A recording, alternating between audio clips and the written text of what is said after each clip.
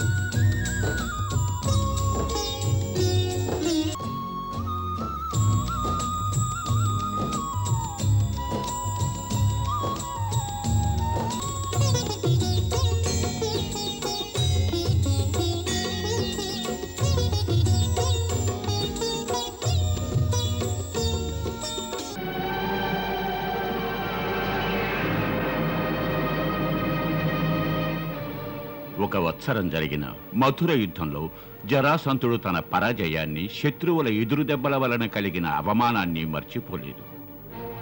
అతను ప్రతీకార జ్వాలల్లో ప్రతినిత్యం కాలిపోతుండేవాడు. అతడు పగటిపూట విధులను, రాత్రి సమయాలలో నిశ్చింతను పోగొట్టుకున్నాడు. నిజానికి శ్రీకృష్ణుడు అతని జామాత కంసుని వధించిన దినమే అతనికి మనశ్శాంతి కరువైనది.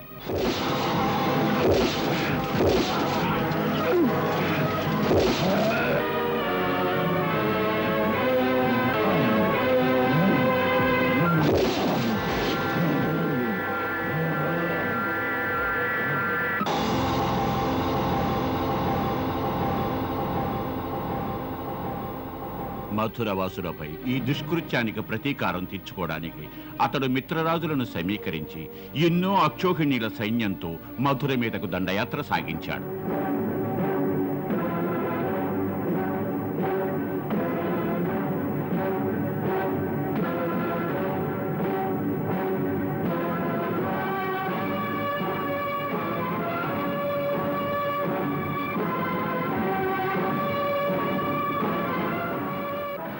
అతని ఉద్దేశం ఏమిటంటే నగరాన్ని కాల్చి బూడిద చేసి మధురవాసులను నాశనం చేయాలని. మేము శపథం చేశాం, ఆ మధుర రాజ్యాన్ని కాల్చి బూడిద చేస్తామని. బూడిద అక్కడ జీవించి ఉన్న ఏ ప్రాణి ప్రాణాలతో ఉండటానికి వీల్లేదు, ఎంత మాత్రం వీల్లేదు.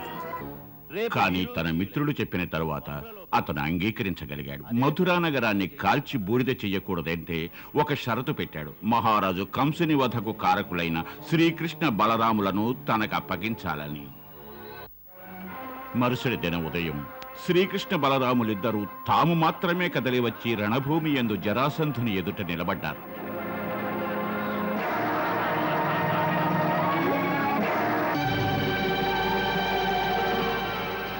అప్పుడు ఒక ఆశ్చర్యకరమైన విషయం జరిగింది. జరాసంధుని హస్తాలు వారి మీద పడకముందే భగవానుడు శ్రీకృష్ణుని సైగల కారణంగా బలరామ శ్రీకృష్ణులకు రథములు, దివ్యాస్త్రములు ఆకాశ మార్గం నుంచి వచ్చాయి.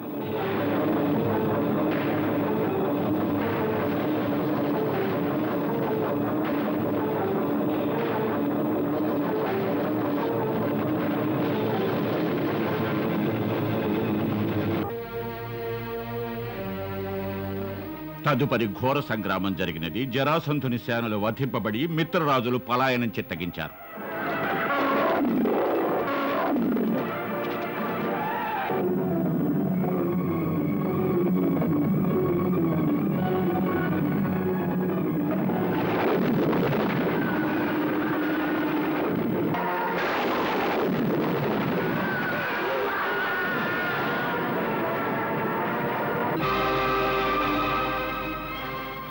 ఆ సమయంలో మహాబలుడైన జరాసంధుడై బలరాముని చెంత పరాజితుడై అవమానింపబడ్డాడు.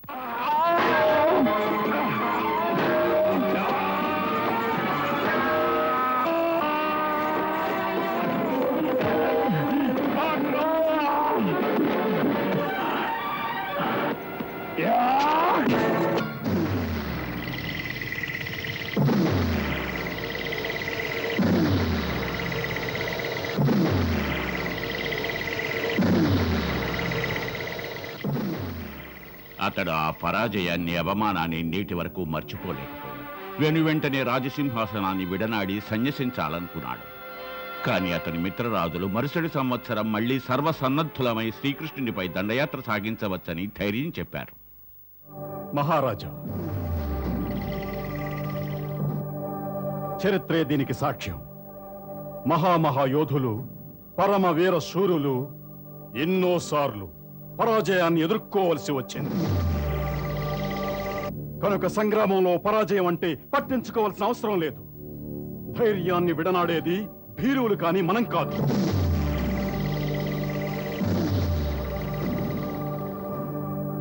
ఒక్కో మారు యుద్ధంలో పరాజయం అనేది తదుపరి విజయానికి నాంది సూచన కావచ్చు.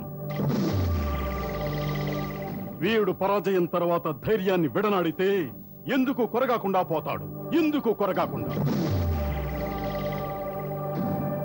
కేవలం ఒక్క పరాజయానికి నిర్వీరుడైన వాడు అసలైన వీరుడు కాడు.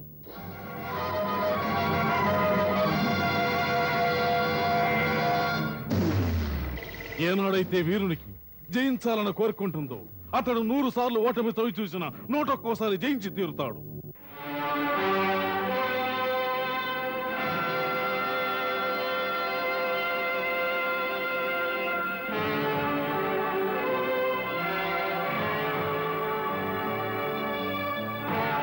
ఈ సంవత్సర కాలం అతడు ప్రతీకారపు ముళ్లబాట మీద రోజులు లెక్క పెడుతూ గడిపాడు.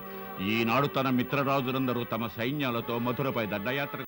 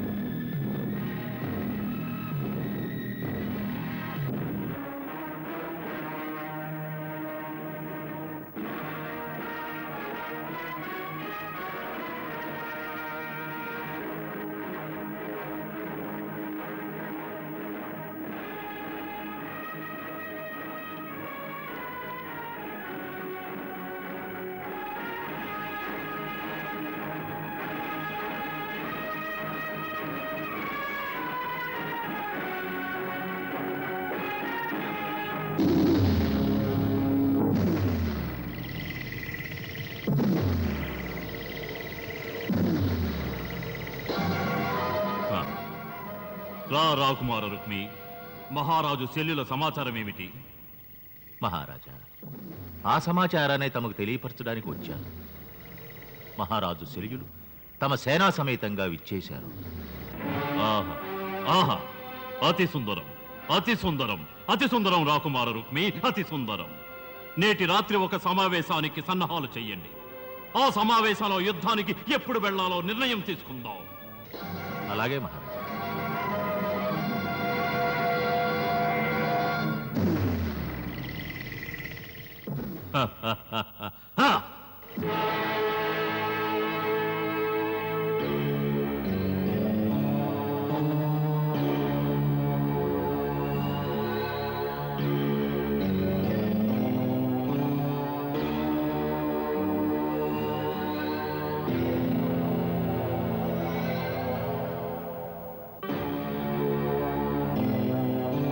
మన యుద్ధానికి వెళ్ళవలసిన దినాన్ని నిర్ణయించాలి.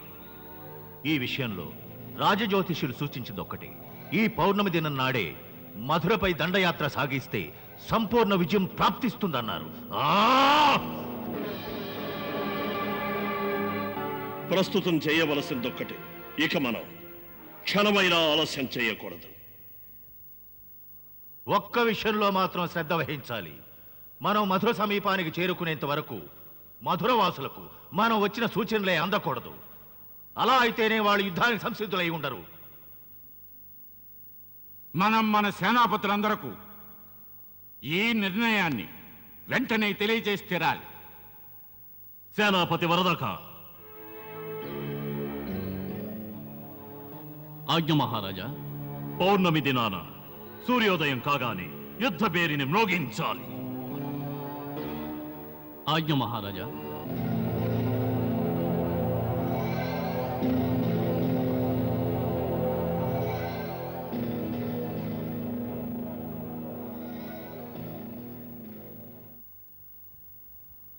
ఆసీనులు కండి.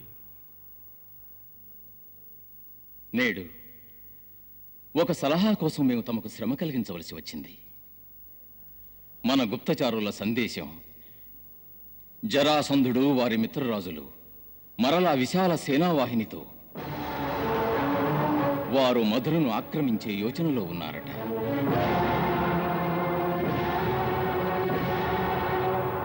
మరో సూచన కూడా అందింది. ఈసారి ఏర్పాట్లన్నీ రహస్యంగా జరుగుతున్నాయట. అంతేకాకుండా ఆక్రమణ ఆకస్మికంగా చేస్తారట. అప్పుడే మధురవాసులకు యుద్ధానికి సన్నద్ధులయ్యే అవకాశం ఉండదట. ఈ స్థితిలో మన తక్షణ కర్తవ్యం ఏమిటి? ముందు మనం చేయవలసింది ఒక్కటే, మధురవాసులకు ఈ విషయం తెలియజేయాలి. జరాసంధుడు మరలా యుద్ధానికి వస్తున్నాడని. ఆజ్ఞ. మన దూతను ఆదేశించండి. మా సందేశాన్ని శ్రీకృష్ణుల వారి చెంతకు చేరవేయాలని. ఈ యుద్ధంలో మనల్ని వారికి సహకరించాలనే గనక కోరితే దానిని మనం మహద్భాగ్యంగా భావిస్తామని. ఆజ్ఞ.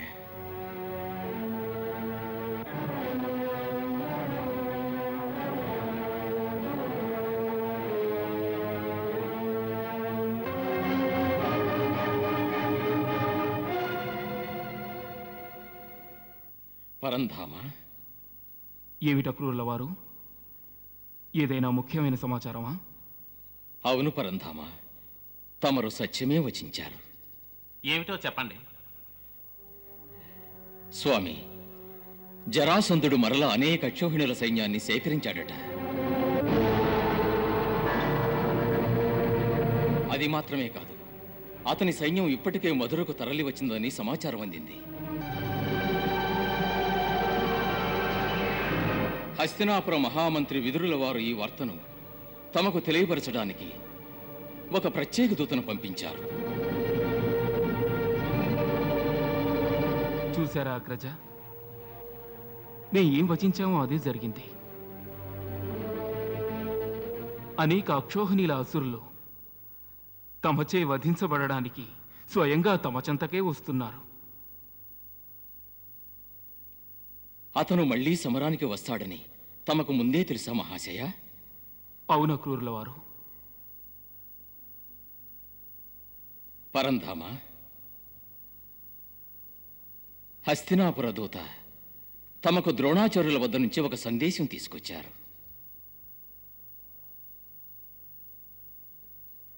వారు తమ పేరిట ఒక లేఖ రాశారు.